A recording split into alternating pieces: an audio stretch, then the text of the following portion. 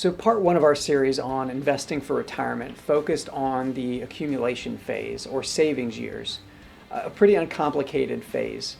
But as we start approaching retirement, say within 5 or 10 years, and we'll call these our transition years, the way we invest our retirement savings may require a different approach. So the purpose of this video is to explain why that might be the case and what you can use within your retirement plan to accomplish that without overcomplicating the process. Now keep in mind, one of the biggest assumptions we're going to make in this video is that you are generally on track to save enough for retirement.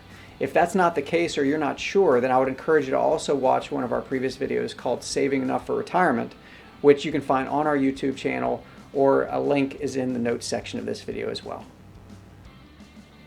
Okay, so when we're about 5 to 10 years out from retirement, it is very common for our mindset around our investments to change. We often see folks in these transition years start to get very nervous around short-term market volatility because it starts to feel more real. Now, certainly no one wants to see the value of their investments go down right before they start drawing money out in retirement.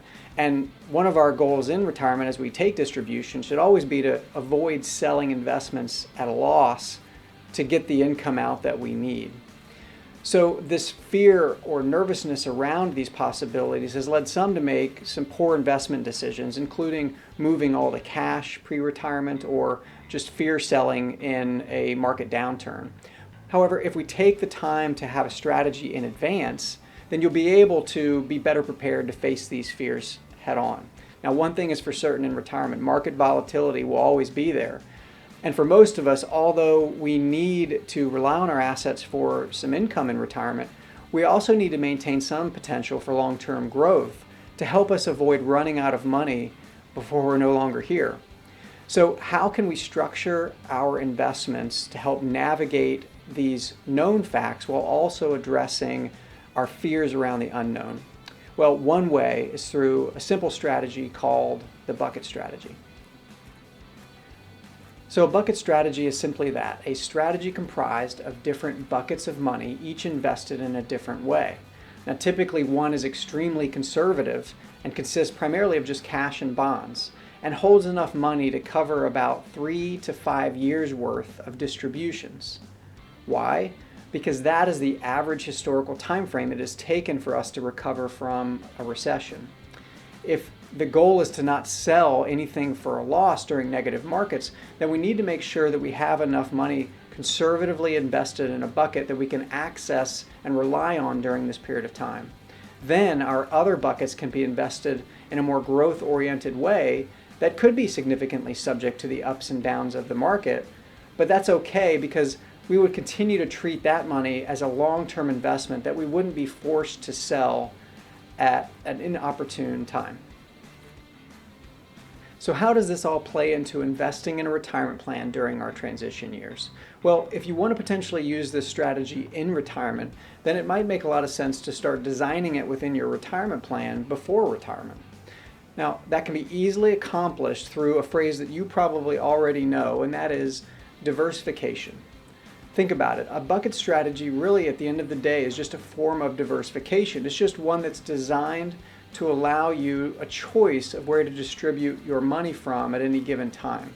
So in your retirement plan, you could do the same thing by ensuring that your portfolio is made up of different individual investment options ranging from very conservative to more growth oriented.